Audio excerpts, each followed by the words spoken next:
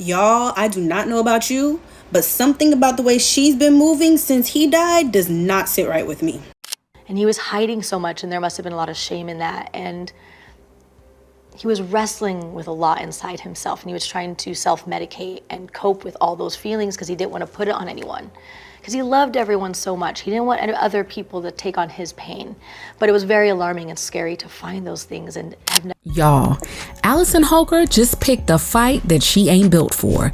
Twitch's family and friends have kept quiet for so long as they watched her milk his name and legacy for money, while they were all made to sign NDAs to keep shut. But after releasing this book where she shared Twitch's intimate details as her own story, folks have had enough with her capitalizing his death to make a quick buck. There's a lot of drama going on between Allison and the Boss family, and child fingers are pointing to Allison having something to do with Twitch's death because of how funny she's been moving. And I hope y'all are seated for this one, because there are a lot of bold claims and facts out here. When Twitch passed, it really came as a surprise, and Allison jumped up on interviews saying that no one could have ever seen this coming, and she had no idea how heavy the demons he was dealing with were for him to feel like the only relief was for him to unalive himself like that. Now, I don't want y'all to come for me, and I know people grieve in their own way, but something about the way she discussed Twitch's death just didn't sit right with most of his family, friends, and fans. It came across largely as phony and honestly less than genuine. I still feel like I'm like the rest of the world, where I'm still shocked. No one's ready for that moment, and there's no one that saw this coming. No one. And that also breaks my heart too, but I feel so sad that he was so there and we weren't in the knowing. He wanted to be the strong one for everyone, and I think that was a little scary for him to think that he might need to ask for help. You know, people say a lot of like, what were the signs? And, you know, he was so much love and light. He really wanted to be everyone's Superman, and he said that a lot. Depression looks different on everyone, but if you've been with someone for 9 years and you still can't tell that they are withdrawn or going through something, or something's weighing heavily on them, then you need to sit down and have a real look at your relationship. I'm just saying. Allison has been saying that she knew nothing about what Twitch was going through, and even what she did know, she couldn't share.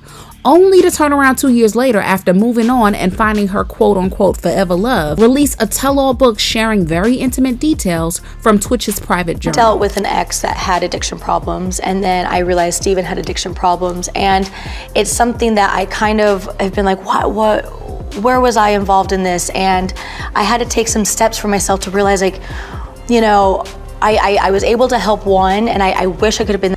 She talked about finding a number of drugs in Twitch's shoeboxes when she and her close friends were trying to pick out clothes for his funeral. That was when she realized he might have had a substance problem all this time. In fact, she fell short of calling him a junkie in front of millions of people. Allison also shared that she found his private journal and read through it.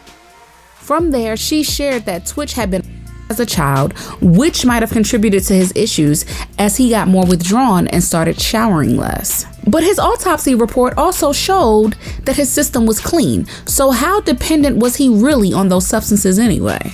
The internet was also upset at Allison for revealing details about Twitch's life that he took to the grave, and his family wasn't having any of it anymore. His cousin quickly took to Twitter and slammed her for all the things that she had been saying. Quote, "Yeah, I don't give a F about the NDA.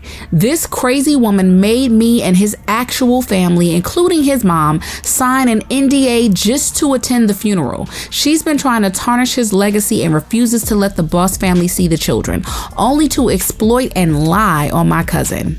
Hell no." When someone asked about the NDA, his cousin Darielle said that they had no idea that they were going to sign NDAs until they walked in for the funeral, and she was handing them out like candy. The Boss family, including Twitch's mom, were not allowed to stay for the funeral or even view his body until they put pen to paper and signed those NDAs. Folks are saying that she wanted those NDAs signed right before the funeral because she wanted to gatekeep all the information about him for her tell-all book and any other project she wanted to do in the future. When they didn't want to sign the NDAs, Allison told the family that she was doing all of this to protect his legacy and memory, only to turn around like a hypocrite and share his biggest weaknesses and challenges with the world. It's also sus how quickly she dropped his name just 48 hours after he passed and began trying to distance herself from his brand. Real Housewives of Potomac alum Candace Bassett also had some things to say to Allison as she shared, quote, "I'm not even gonna say it, but this white woman is doing everything but protecting his black children and her black husband's legacy. She could have kept this in her therapist's office.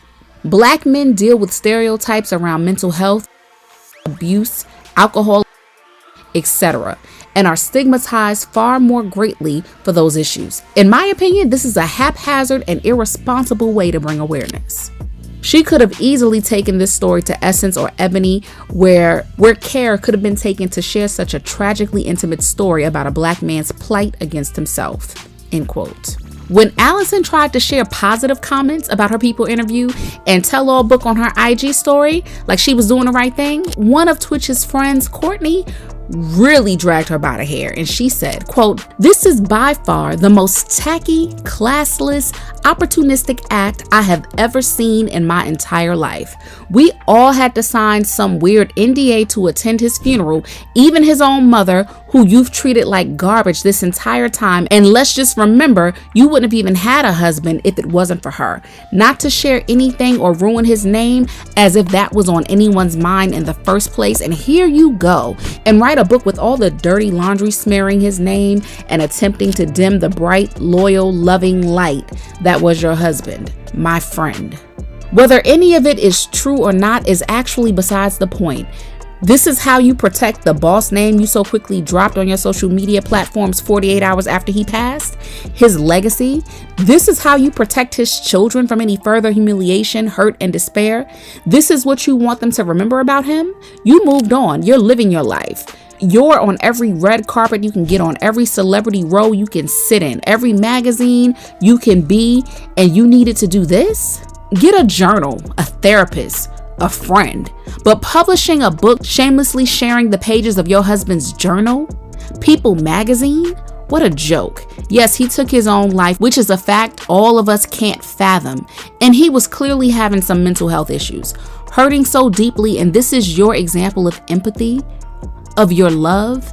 This smear campaign for a buck is absolutely not what he would have ever wanted, no matter how bad he was hurting, not for a second. You're a living, breathing bulldozer. Stick to your own demons. Shame on you, Allison. Shame on your money-hungry team. Let my friend rest in peace, not your PR. End quote.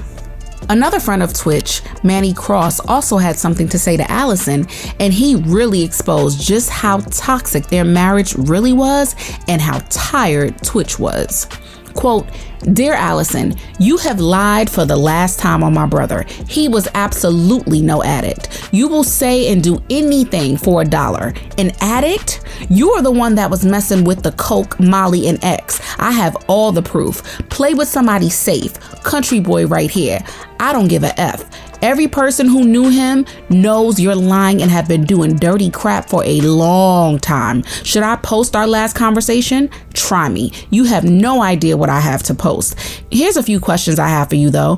Why did you make his mom sign an NDA to see her son's body? Why did his closest friends and family have to sign an NDA to attend his funeral? Why did you lie at the funeral about how every day was magical? It wasn't. He told me everything. You had to try to demonize Nelson, and now I see why. You demonize anyone in his life that found out the truth about you. You will say his friends aren't his friends. You will discredit anyone that knows the truth. You're a toxic woman, and I truly believe he would still be alive had he not been married to you. My only regret is telling him to work on it with you for the sake of the kids when he talked to me about leaving you. I just didn't know the full truth. Just like everyone that supports you, we were both in the same situation, married to toxic narcissists that love black men as a fetish, that will lie and cry wolf and twist narratives and so-called evidence to be a victim and make $1. We didn't have our dads the way we wanted to, so we persevered through the bull to be the best fathers we could. Today is the last day you do this. I was contacted to do a TV show last year, and after them sending their condolences about me losing Steven, guess what the producers said about you? The same thing all of them say about you. You're a money-hungry, lying narcissist that will play victim and say and do anything for $1. Last question. Wasn't it your gun that was used? Keep playing with my brother's name. This is the year of truth. Everything is offline. Nothing is off limits. End quote. Yikes. Even her former manager, Nelson Diaz, called her out on what she was doing and posted something to his IG story, telling y'all that, quote, "For over a decade, I put up with so much disrespect and just plain evil stuff from you because of him. I hate that I built you up and fought extremely hard for you to get jobs. Even hiring you as a judge on a show on Bravo, I helped build. Don't act holier than thou with the demons and skeletons you have. Your house is made of glass. I don't have to say a thing. Others are coming for you now. If you are truly healed, share your true self and not monetize Steven," end quote. Allison tried to defend herself, and this time she didn't hide behind the comments and released a statement of her own. She said, quote, "To fans of Steven and our family friends, I want to be clear that my only intention in writing the book is to share my story as well as a part of my life with Steven to help other people. Just like you, I never really knew what happened. And even as I'm trying to put the pieces together, I will never really know. If you decide to read the book, hopefully you'll see my intention is to celebrate love and life I shared with Steven and our 3 beautiful children, and also more complex aspects of both of our lives. I hope that by sharing our full story, maybe I can help someone else who might see themselves or a loved one in Steven. In sharing, I hope that maybe they can catch the red flags that I missed before it's too late." And that was when Twitch's mom, Connie, had enough. Allison had been keeping Twitch's kids away from the black side of their family for the past 2 years. And guess what? She never said a single thing about the things she found in the shoeboxes or his journal. The first time that the Boss family is hearing about any of this is through Allison's People magazine interview, and Twitch's mom ain't too happy about it. Quote, "Our family is absolutely appalled by the misleading and hurtful claims made about my son, Steven Boss. The recent publications spreading untruths about Steven have crossed every line of decency. As his mother, I will not let these accusations go unanswered. We will not stand by while his name and legacy are tarnished. He doesn't deserve this, and the kids don't deserve this. For the last 2 years, I have remained quiet and away from the public eye to protect my family. My primary focus has been on healing and attempting to remain connected to my grandchildren. But while I read these dreadful claims about my baby, our beloved Steven, I realized I couldn't stay silent any longer. Our family will ensure his name and memory are protected, and we are committed to defending his honor," end quote.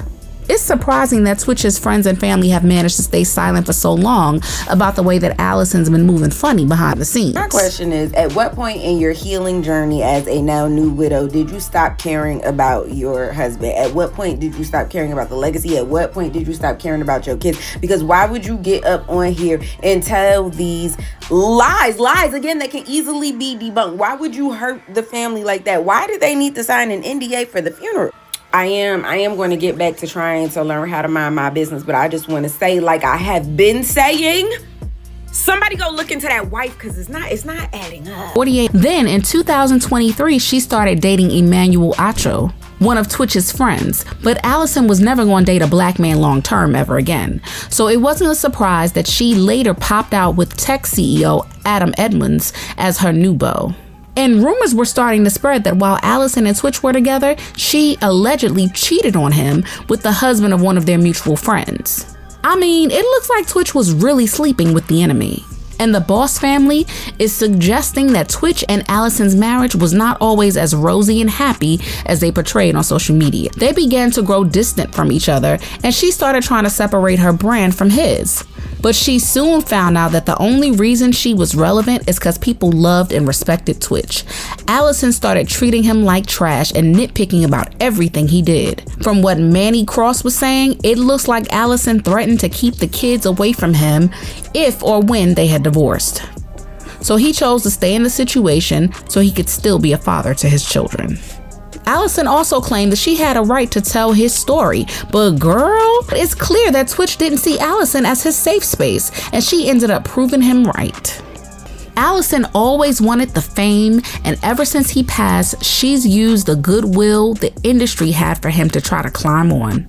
And when that really wasn't working for her, she decided to release this book to clout chase and continue to milk off of his legacy and memories. And folks are definitely letting her have it. Quote, "Why would you ever go public and tarnish his legacy? We didn't need to know this. Honestly, they need to investigate you for Twitch's death," end quote. And another quote, "I actually wish Allison Holker no peace in life. Unfollowed her a while ago when she started doing press tours about her husband's death. Seemed like she was just doing it for money, and now outing his addictions to the world and treating his family terribly? Nasty work," end quote. Also, quote, "Allison Holker is literally the crappiest person alive, running a smear campaign so everyone can get on board with her new white boyfriend. I hope she finds no peace out here ostracizing this man's family and exposing his secrets," end quote. But do y'all think she's right in exposing his challenges and weaknesses? Sound off in the comments. Make sure you hit that like and subscribe button because we have a ton of things coming down the pipeline. And I will see you in the next video. Bye, baddies.